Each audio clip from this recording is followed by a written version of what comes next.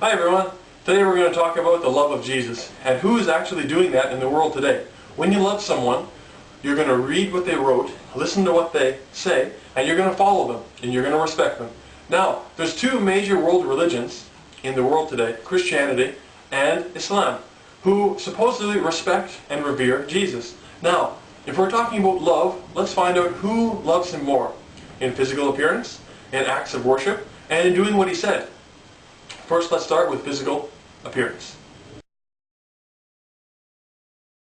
Just recently, in the last month or so, we had in the West Christmas. So we had lawn ornaments in our yards of statues of Jesus, of the baby Jesus, of Joseph, of Mary. And when we went to church, we saw on the walls, plastered around, pictures of Jesus, Mary, other prophets, and also statues. And that some people would carry big statues of Jesus and put them in places in different churches. Some of them do, some of them don't. Now, if we look at the characteristics, the way he looks like in these settings, he usually has a beard, not the baby Jesus, but when you actually see Jesus as a big Jesus, he has a beard. And so, Jesus has a big beard, he has a flowing robe, simple robe, and this is the same as when you look at Joseph, his supposed father in Christianity, and Mary. She's wearing, covering clothes that cover her body, simple clothes. She's covering her hair, her face. She's modestly dressed, a respected woman. Now, if we compare that and we look around the world today and see who in general is following that more, whether it's the Christians or the Muslims, we can see that it's the Muslims who are doing that. In the simple fact that in the West here, if you're outside any time of the year, whether it's summer, fall, winter, if you see an Islamic couple walking on the street, a Muslim man and a Muslim woman in general, you'll see that the man may have a beard, and they're both dressed relatively simply. And in some of the, for sure in a metropolitan area, you'll find that there'll be many men outside who are actually wearing robes. Sometimes these big white robes and big beards, and they look exactly like what we see in the churches or in the lawn ornaments. And the same with the woman when she's covered and covering her face and her whole body. Now, in some circumstances in the West, you do see a man with a beard, though usually it's not for the sake of following Jesus or any other prophet for that matter, or showing love to him. And sometimes you see some nuns, some of the Catholic order, women who cover themselves, or some Mennonites, some very minor sects in the whole of Christianity, who cover themselves as Mary did. For the most part, though, you only see this in a large percent in the whole world with Muslims. So just in physical traits, we're following the Muslims. Now some people might say, okay, well, maybe not all the prophets had beards, maybe they shaved. If we look in the Old Testament, in Psalm 133, verse 2, it speaks about Aaron's beard, when David was singing about this, about Aaron's beard, and that his beard went down to the end of his garments. So, this must have been a very large beard.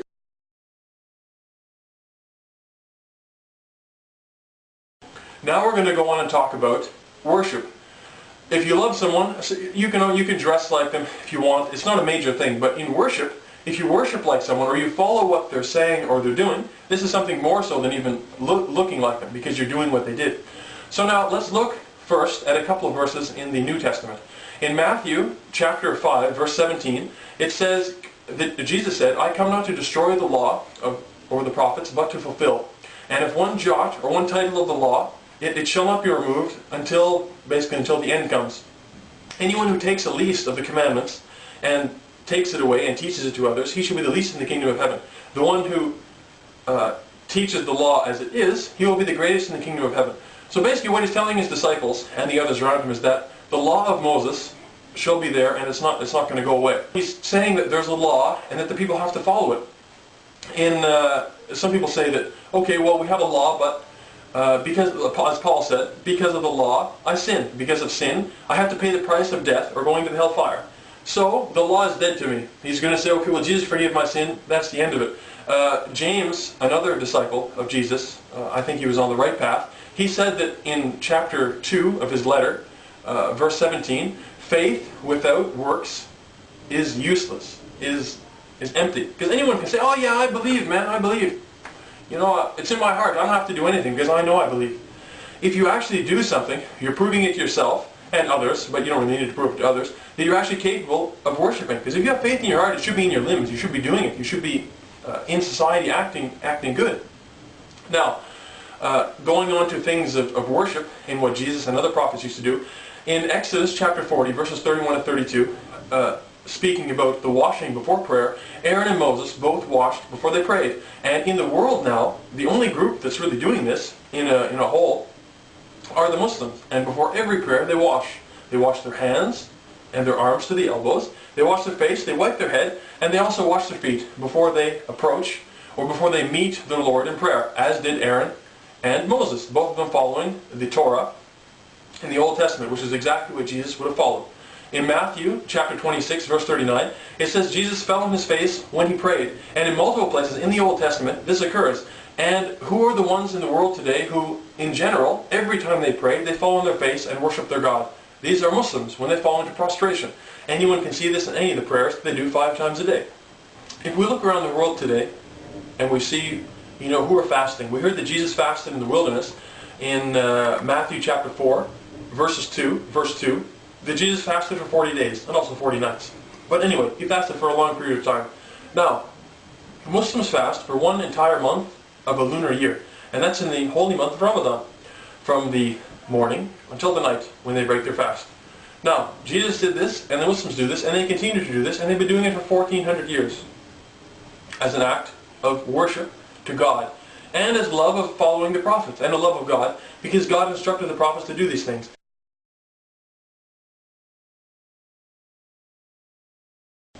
In the Bible, in Psalm 84, it interestingly speaks about the Valley of Becca.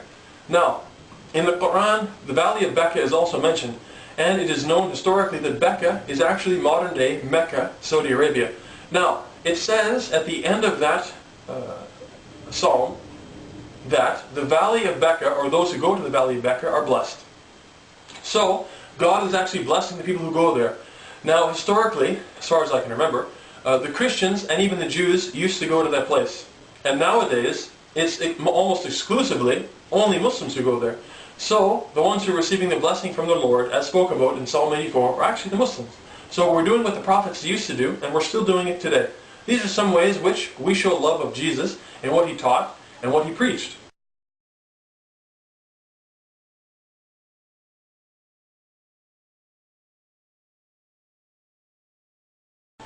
So we just talked about physical appearance and acts of worship. Let's see what the greatest commandment was and what Jesus said.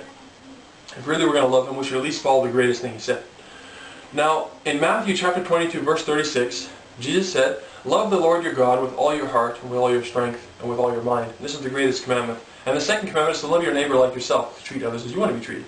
Now, this is going back to Deuteronomy chapter 7, verse 4, and in other places in that chapter, as well as what Jesus said in the New Testament, which is, "Oh, hear, O Israel, the Lord your God is one Lord." Now, an explanation to these two things is look at Exodus chapter 20, verse 3, with the 10 Commandments. God says in the Old Testament, "I am the Lord your God who took you out of the land of Egypt. You shall have no other gods before me, and you shall not make an idol, whether it is in the heaven above, in the earth beneath, or in the sea below. You shall not bow down to them, and you shall not worship them." So, if we look at this, who are the ones who are worshiping only one God, who do not erect any idols, or any pictures, or anything like that when they pray? These are the Muslims. If you go to any mosque and look around what's inside the mosque, it'll just be a simple room where people stand up and they pray. There's nothing in the front as an idol. There's no pictures on the walls of other prophets that we supposedly worship, because we love what the prophets came with. We love God, and we love what God gave to the prophets, in that we know that there's only one God worthy of worship, and that's God in heaven, as was commanded by all the prophets, and as was said by Jesus, being the main commandment. Jesus never said anywhere in the Bible, anywhere, unambiguously, that he is God, or that people should worship him. But always, he prayed to God, and he worshipped God, and he fasted for God's sake. He didn't fast for his own sake. He didn't pray for his own sake. He did these acts in veneration and worship of God who's in heaven. So, we need to try and do that in our lives every single day. And for the most part, this is what Muslims do. And we do not worship someone like Jesus, because he didn't tell us to worship him.